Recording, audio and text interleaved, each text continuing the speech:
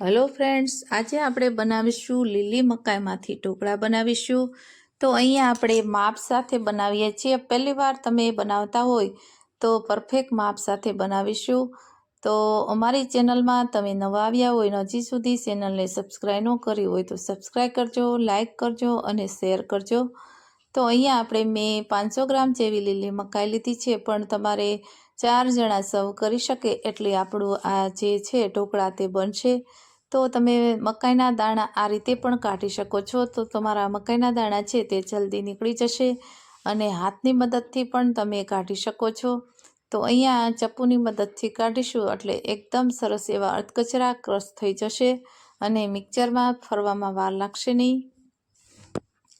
તો આ ઢોકળા છે તે ચોમાસાની ઋતુમાં લીલી મકાઈ મળતી હોય છે તો ખૂબ જ સરસ એવા ટેસ્ટી અને સારા એવા બને છે।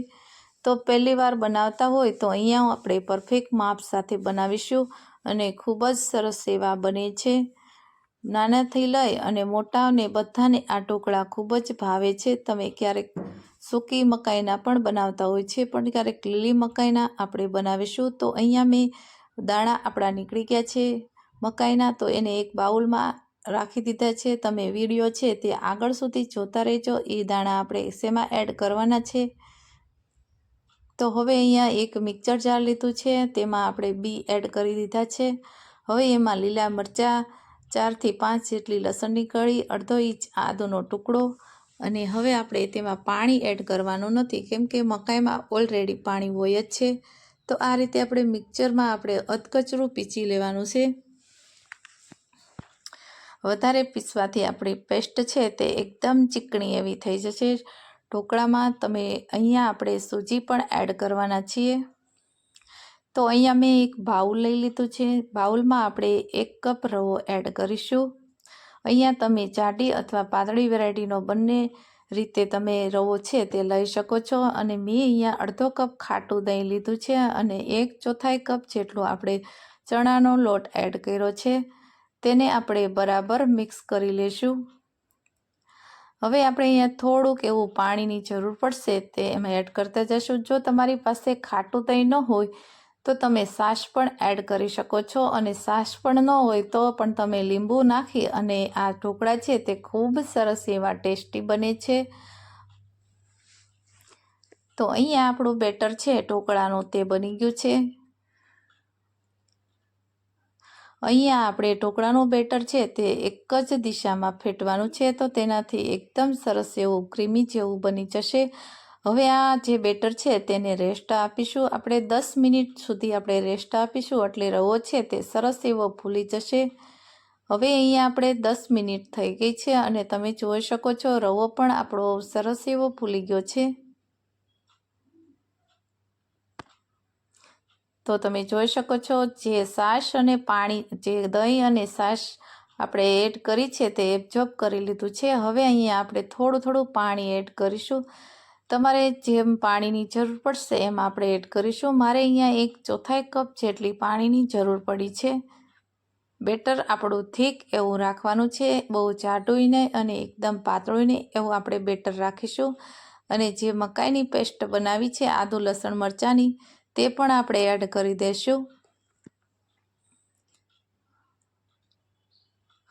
તમે મરચાં ન ખાતા હોય તો પણ સ્કીપ કરી શકો છો, અને જે મકાઈના બીજ રાખ્યા હતા તે પણ આપણે એડ કરવાના છે। તેનાથી ખૂબ સરસ ઢોકળા ખાતી વખતે ટેસ્ટ પણ આવશે અને ખાવાની ખૂબ મજા આવશે એવા બનશે। એટલા માટે આપણે ઉપરથી થોડાક બી એડ કરીશું। તો અહીંયા અડધી ચમચી જેટલો આપણે હળદર પાવડર, સ્વાદ પ્રમાણે મીઠું એડ કર્યું છે અને અડધો કપ જેટલા લીલા ધાણા ફ્રેશ આપણે એડ કર્યા છે અને 1 ચમચી જેટલું આપણે સિંગ તેલ છે તેને એડ કરીશું।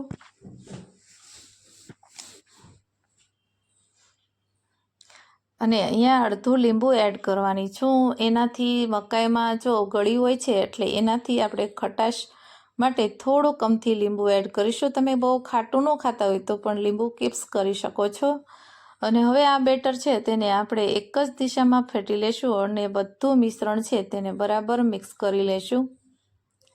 જો તમે આવી રીતે ઢોકળા બનાવશો તો એકદમ સરસ એવા ટેસ્ટી અને પોચા રૂ જેવા બને છે। હવે અહીંયા આપણે ઈનો એડ કરીશું. અહીંયા જે 10 રૂપિયાના પાઉચમાં આવે છે તે ઇઝીલી આપણે કરિયાણાવાળાની દુકાને મળી જાય છે. તો ઈનોને એક્ટિવ કરવા માટે મેં 1/4 સ્પૂન જેટલું પાણી એડ કરી અને આ ફેટી લેશું. એટલે તમે જોઈ શકો છો આપણું બેટર છે તે એકદમ ફૂલી અને સરસ એવું બની ગયું છે. તો તમારે આથા લાવવાની કોઈ પણ જરૂર નથી. તમે આ રીતે તમે બેટર બનાવશો તો જલ્દી તમારું છે બેટર ઢોકળાનું તે ખૂબ સરસ એવું બનશે. હવે અહીંયા આપણું બેટર એકદમ સરસ એવું તૈયાર થઈ ગયું છે. તો તેને આપણે આ રીતની કન્ડિશનરવાળું હોવું જોઈએ. બહુ જાડું નહીં અને બહુ પાતળું નહીં એવું આપણે રાખવાનું છે. તો બેટર છે તે આપણું બની ગયું છે. તો એને સાઈડમાં મૂકીશું અને અહીંયા ઢોકળિયાની 2 પ્લેટ લીધી છે. તો તેને આપણે તેલથી ગ્રીસ કરી લેશું. એટલે જ્યારે આપણે ઢોકળા કાઢતી વખતે ફટાફટ તમારા ઢોકળા છે તે નીકળી જશે અને નીચે ચીપકશે નહીં. તો આ રીતે આપણે તેલથી ગ્રીસ કરી લેશું. અને હવે એ બેટર છે તેને તમારે જાડા પાતળા જેવા તમારી સાઈઝ રાખવી હોય એ પ્રમાણે આપણે ખીરું છે તેને પાથરવાનું છે. તો આ રીતે મેં અહીંયા મીડિયમ સાઈઝના આપણે ઢોકળા રાખીશું એટલે બાફતી વખતે જલ્દી બફાઈ પણ જશે. હવે અહીંયા 2 પ્લેટ જેવા આપણા ઢોકળા બન્યા છે. ઉપરથી લાલ મરચું પાવડર છે તેને આપણે એડ કરીશું. તો તેનાથી ખૂબ સરસ ઢોકળાનો દેખાવ પણ આવશે અને ટેસ્ટ પણ 100 ગણો વધી જશે. તો અહીંયા મેં ઢોકળિયામાં પાણી ગરમ થઈ ગયું છે અને તેમાં 2 લીંબુના ફોતરા છે તેને એડ કર્યા છે. હવે આ ઢોકળિયાની ડીશ પણ મૂકી દીધી છે અને આપણે એને 20 મિનિટ સુધી આપણે એને રેસ્ટ થવા દઈશું. તો આપણી 20 મિનિટ થઈ ગઈ છે. હવે આપણે ઢોકળા છે તેને ચેક કરીશું નાઇફની મદદથી. તો તમે જોઈ શકો છો આપણા ઢોકળા એકદમ સરસ એવા કૂક થઈ ગયા છે. તો તેને પ્લેટ છે તેને બહાર કાઢી લીધું અને 10 મિનિટ જેવું આપણે પંખા નીચે ઠંડુ કરીશું એટલે આપણા ઢોકળા છે તે ઓટોમેટિક બહાર નીકળી જશે. ઠંડા થાય પછી તમારે નાઇફની મદદથી આ રીતે પીસ કરવા એટલે તમારા પીસ છે તે વિખાશે નહીં અને ખૂબ સરસ એવા બનશે. અને પીસ કરતી વખતે હંમેશા હળવા હાથે જ આપણે ચપ્પુનો ઉપયોગ કરવાનો છે. ભાર દેવાનો સહેજ પણ આપણે ભાર દેવાનો નથી. તો તમે જોઈ શકો છો મારા ઢોકળા એક પણ વિખાતા નથી અને ખૂબ સરસ એવા બની અને રેડી થઈ ગયા છે. તો આ રીતે તમે બનાવશો તો ખૂબ સરસ એવા ટેસ્ટી બનશે. અને અત્યારે માર્કેટમાં ખૂબ પ્રમાણમાં લીલી મકાઈ જોવા મળે છે. તો હવે આપણે તેનો થોડોક વઘાર કરી લેશું. તો મેં અહીંયા વઘારિયામાં 1 ચમચી જેટલું સિંગ તેલ છે તેને એડ કર્યું છે. ઢોકળામાં હંમેશા સિંગ તેલ તમે વાપરશો તો તેનો ટેસ્ટ ખૂબ સરસ એવો આવે છે. તો અહીંયા આપણે 1 ચમચી જેટલી મેં રાઈ એડ કરી છે અને અડધી ચમચી જેટલા સફેદ તલ એડ કર્યા છે. 2 લીલા મરચાં અને મીઠી લીમડીના પાન 4 થી 5 જેટલા. હવે આપણો વઘાર સરસ એવો થઈ ગયો છે અને ઉપરથી આ રીતે રેડી દઈશું.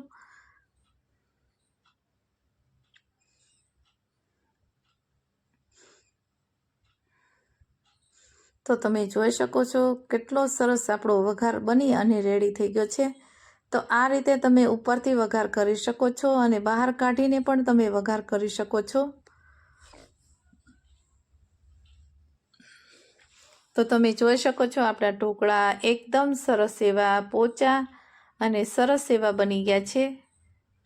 તો અહીંયા આપણે થિકનેસ છે મીડિયમ સાઇઝની રાખી છે.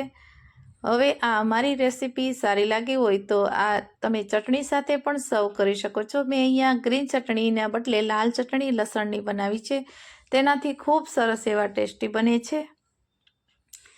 તો અહીંયા અમારા ઢોકળા સારા લાગ્યા હોય તો વિડીયોને લાઇક કરજો, શેર કરજો અને અમારી ચેનલને સબસ્ક્રાઈબ કરવાનું ભૂલજો નહીં. બાજુમાં આપેલું બેલ આઇકન પ્રેસ કરશો એટલે નવી રેસીપીના નોટિફિકેશન તમને સૌથી પહેલાં જોવા મળશે. Thanks for watching.